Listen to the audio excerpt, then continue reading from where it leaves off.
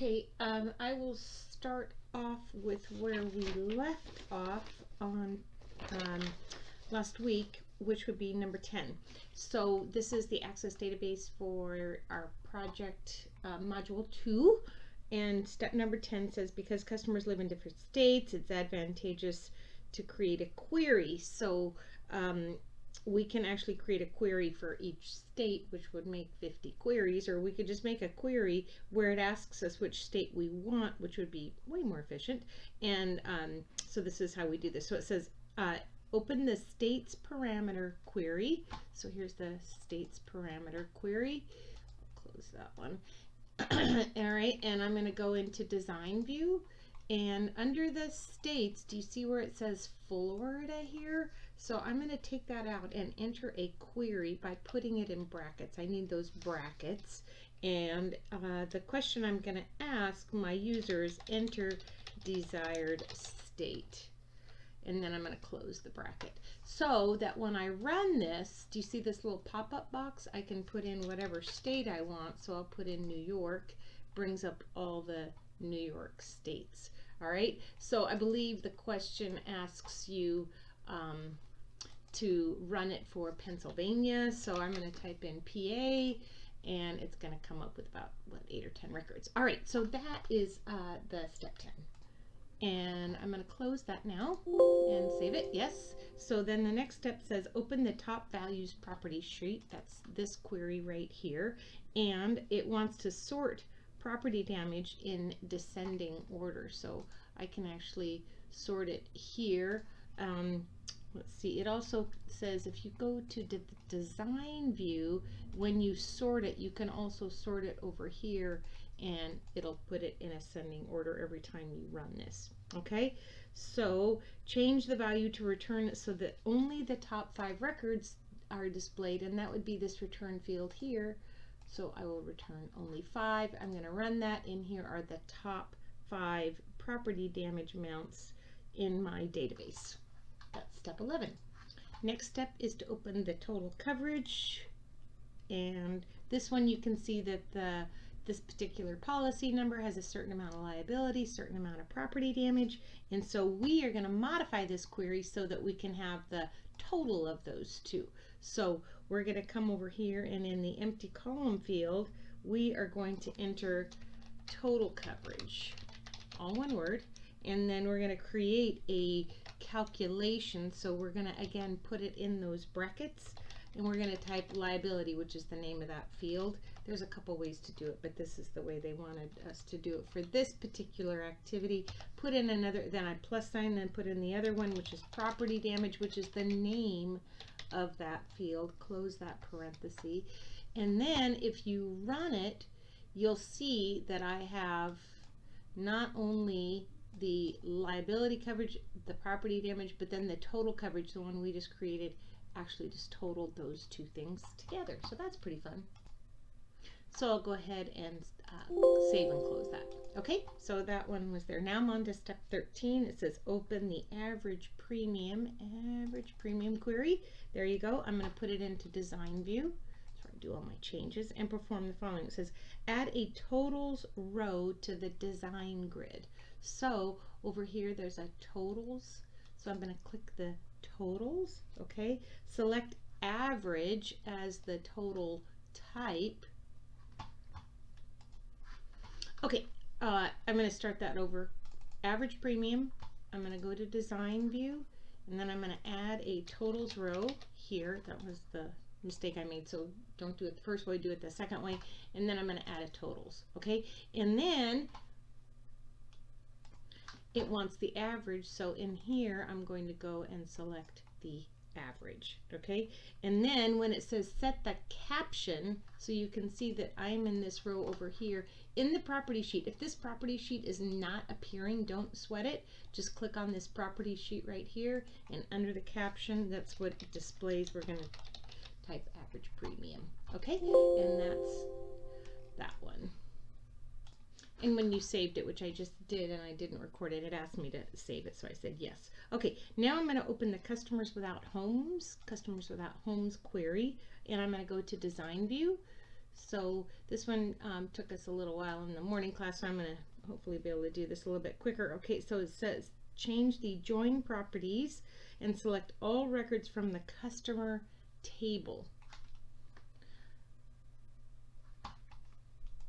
And once I do that, I'm going to click on this little line right here, and I'm going to do a right click to look at the join properties, because the instructions say change the join property for the relationship between the customer and homeowner to select all records from the customer table, all records from the customer table, and only those records where the joined fields are equal, which would be option number 3 right here.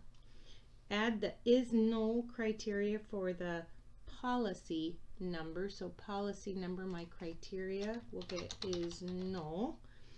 Okay, and add ascending order to the last name field. So sort by ascending order.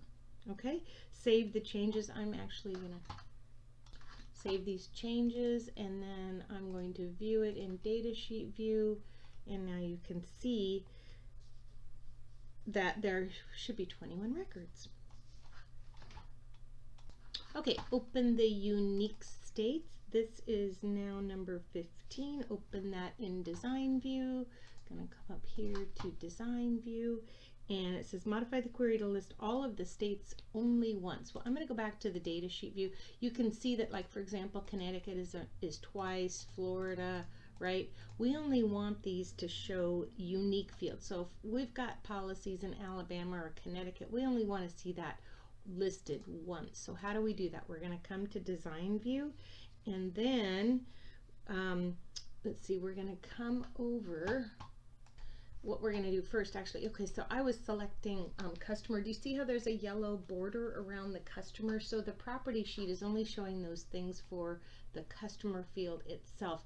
I actually want to deselect, so I'm going to go anywhere out in this gray area right here, and I'm going to then have a different property view. So over here in the unique values, do you see where it says no? If I just type in yes and then run that query, now you can see that even though there are more records than what are appearing, only those states that have a unique value will show, and they will show once. So that's how that one works. The next one is 16. I'm going to create a cross tab query. So I'm going to go to the query wizard, and one of the options is a cross tab query. So the first thing it asks me for is which table I want. So it says it wants the Mid-Atlantic table. And then the second thing is that it wants the state for the row header. So here it says which one do you want for the row heading. I'm going to put state. And I'm going to click on next, and then it says which do you want for your column heading, and this particular thing wants city for the column heading, so I'm going to select that. Use count for the customer ID, so it's already on count, so I just accept the default right there, and then save the query. So next it should ask me to save the query, and we're going to use state/city cross tab. Okay, state city crosstab, and then we're going to finish it, and there it is. Okay, so that's how that works. So you can see that the rows are the states, and the columns right over here were the cities. I don't particularly like that view, but that's the way it wanted it, so we're going to leave it that.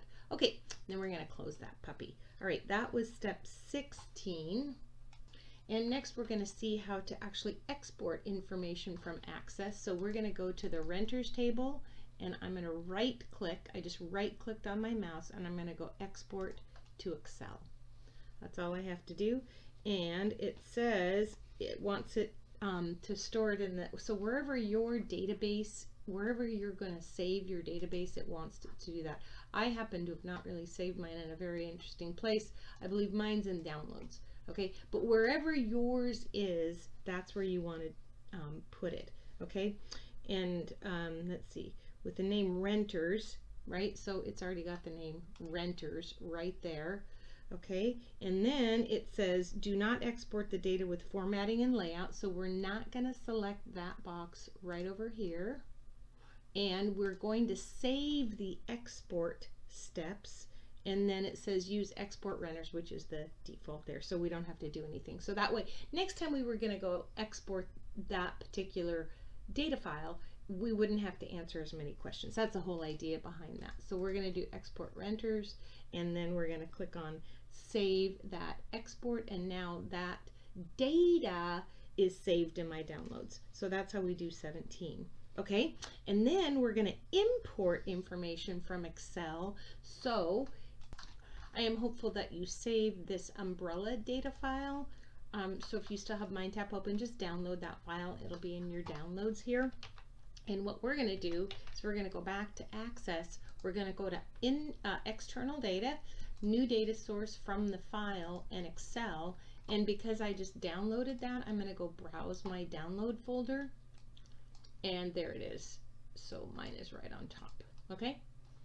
And I'm just going to click on that. So the next thing that it wants me to do with that information is it wants me to actually, so that's additional information for one of my tables. So I actually am going to append it to that table. So that is more information about my umbrella policies.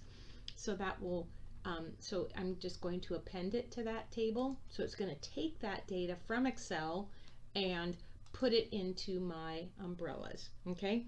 And it says import it to the umbrella table, which is correct, and then finish. And I do not want to save my import steps simply because these directions don't ask me to. And so there I have it. So if I were to look at my umbrella policy now, I would have additional data in there that just got slurped up from Excel. That is step 17. Step 18, oh, let's see, that was, excuse me, that was step 18.